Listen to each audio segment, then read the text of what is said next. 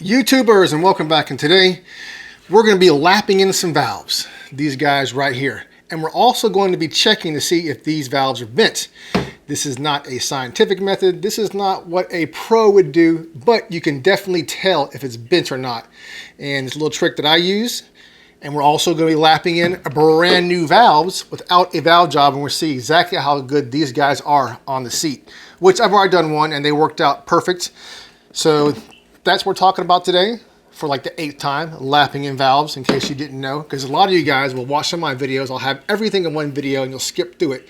I can watch the watch times. I guess I'm boring or something like that. Yeah, maybe I am boring. Do you like unicorns? That's not boring. So these guys right here, this is my old intake right here. This is a Victor Junior. This is a Super Victor 2 intake. This is going to be going on the 400 cubic inch small block Chevy that I'm building. And this is the first time that I've had to port my heads to match the intake, because this is a big Vanny Triumphant mother trucker right here. And I'm very glad that the cam guys doing the cam for the 400 cubic inch small block Chevy talked me into this. So we'll take a quick look at these, but first, let's check out that beautiful intro.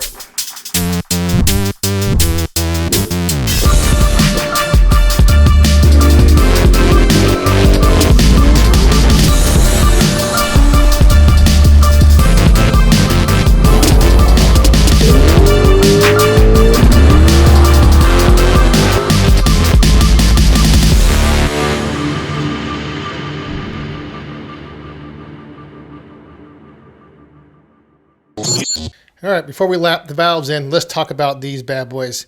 This was the intake that I had on my 355 cubic inch small block Chevy with those heads.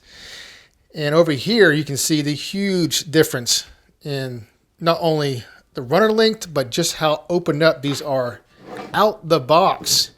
These I actually ported a little bit. I had to match up the intake ports on this to the head because they're way smaller than the head. If you look down here, let's take a look down these runners. You can see how short they are for one thing, and you can see the volume of space in there compared to this guy right here. I mean, it's just ridiculous, the difference in size. So obviously the 400, the restriction on the 400 is not going to be the intake for sure. All right, so let's get on to first. I'll show you guys how I do this when I check out to see if a valve is bent or not before you lap them in. So let's go ahead and do that right now. All right, so first we're going to take the valve and stick it in our drill. Like I said, this is not a scientific or machinist level quality check, but you'll be able to see the difference. You'll be able to know if it's at least bent or not. So what I do is I will look down this guy like it's a gun, and I'll find a spot over here. So let me try to zoom in a little bit and get this how I look at it. All right, so what I do is you try to find a point of reference on the old horizon over there, and we're going to use this angle right here as a point of reference because you need that. So you're looking down on it, and I'm going to, this has a little bit of wobble in it too. So what I'm going to do, I'm just going to hold this right in that point of reference, and we're going to spin it. See that? So now let's get a brand new one so we can see if it's the gun or if it's the valve. It's hard to drill, that is. We'll put it on the same spot, point of reference, and hold it up. And as you see that, as you can see, there is definitely a difference. If you look down there, see our point of reference right there, kind of that line. Watch it again, and definitely you can see that this guy is a little bit. Okay, so this is the brand new valve, and the good thing about AFR heads is very, very easy to look up your part number, and you can find every single part that came in that head. So this valve has already been cut at the angle to the seat, and it's probably going to work just fine. But no matter what, you still have to check it with a valve grinding compound to make sure that it is sitting flush in your seat and that everything is concentric on the valve, because if it's not, then you have to take it to a machine shop and get a valve job. So what we're gonna do first, we're gonna make sure that, I got ones right here, put those over here. We are going to make sure the guide is clean of any foreign materials, because you don't want to stick that valve in there and have crap in there and you're grinding it out and you're just ruining your guides. That's not a very good idea. So I'm going to take a little WD-40, and that is the intake one. Whoops. Here we go. Now we're doing the right one.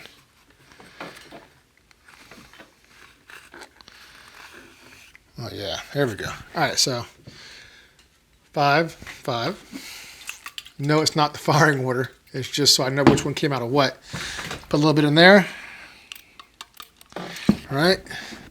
Take our valve grinding compound. I'll get a close-up of this when I'm done so you can see what I do. You're just gonna put it on there. It is a gritty paste for lapping.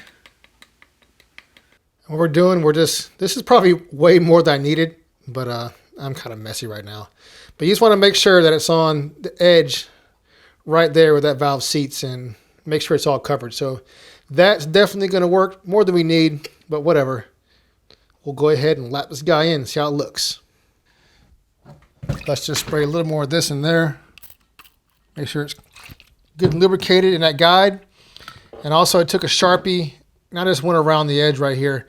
Usually I can see where it is after I'm lapping it in, exactly where it's hitting. But just for viewing purposes, this will make it easier for you guys to see. And if your eyes are bad, you can use one of these. Yes, they do make a die for this, but you don't need it. It's whatever. So let's go ahead and put this guy in.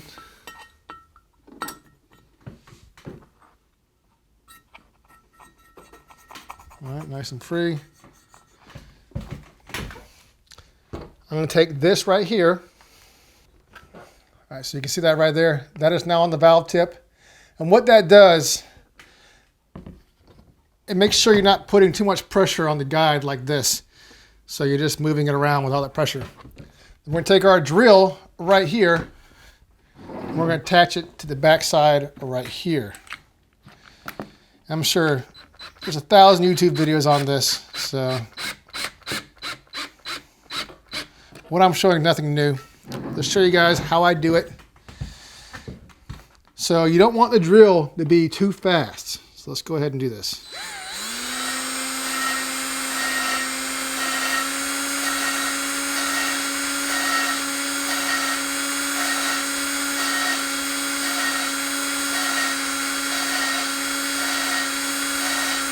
Now I'm going to reverse it the other direction, do the same thing. See, I'm kind of pulsing it in and out. You don't want to grind it too long.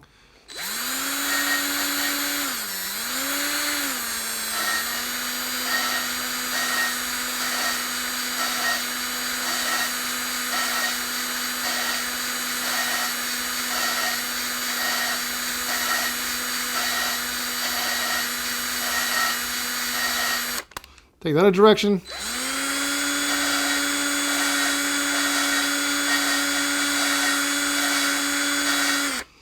All right, so let's see how we look. Pull the valve out. Now we got to clean all this crap off now. Clean it off the valve. Clean it off the seat. And look, all our stuff just disappeared. So apparently maybe you do need the die for that. Like I said, I never use it. I mean, I can see clearly where it's at. You'll be able to see it too. All right, I can see it, and I'll zoom in for you guys too, since my marker idea didn't work. I don't have any dye, I never use it, but I can usually look at it and tell there's a gray line that goes all the way around, and it's right here. I'll just highlight it in post. And you want to make sure that line is smooth and concentric all the way around the seat. You want to be even in thickness.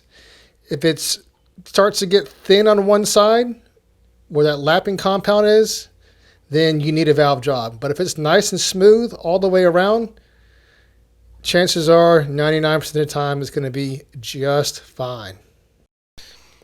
This is the one we just lapped in, the valve that is. If you look, this is the brand new valve. See how it's shiny all the way around? But that one has a little dull area. And what you want to look, the same thing, is make sure all the way around you have a smooth, nice gray line that's not too high or not too low on there. But you can see right here, this thing is perfectly centered on the seat where it's cut, where it goes to the head. So I don't see absolutely anything wrong right here. It looks A-okay to me. Okay, here is an example of a bad valve. This one is starting to get cut on, but it's bent. But I'll use this as an example. Pretend the really shiny line is your valve lapping area. If you look how high up it is on that thing. You don't want it to look like that. And as it comes to the side right here, it's not even seating. So we'll kind of go around here on this edge, and you can see it. See it right there? How it gets shiny? That is a good example of like, oh, well, I need a valve job or I have a bent valve. So you see anything like that on your head where it's not, on the valve or on the seat where it's not completely concentric all the way around, you have a problem, and you definitely need to make sure you go to a machine shop and have them give you a valve job, because that is not going to work right. Well, guys, that's pretty much the process. It's always worked for me. And if your valves lap in nice and beautifully like you've seen in this video, chances are it is going to be A-okay. Now, there are very, very expensive machines that can do excellent precision, valve jobs. But the chances are that your machine shop, your local machine shop, is going to have like a $100,000 machine. It's probably not going to have that. They're going to have a very less sophisticated machine than that. And just lapping your valves in like that, and if it looks good, it's going to be just as good as a valve job even if you took it over to your machine shop. They probably won't tell you that, but trust me, it will work just fine. In my next video, I'm going to be adjusting spring pressures. It's very interesting. Actually, my wife got this for my birthday. God bless her heart. That's all I got to say. And this thing is awesome. It's very eye-opening, the difference in spring pressures when you just shim them about 60 thousandths. It's a lot. And you guys definitely don't want to miss that. We're going to be setting these heads up and installing the springs next. Not sure if it's going to be the next video or whatever video, but soon in the future, we're going to be doing that. And I'm going to show you guys exactly what these pressures are and how to set them up. But until then, don't forget to subscribe, hit that bell for notifications and that like button. And until next time, peace.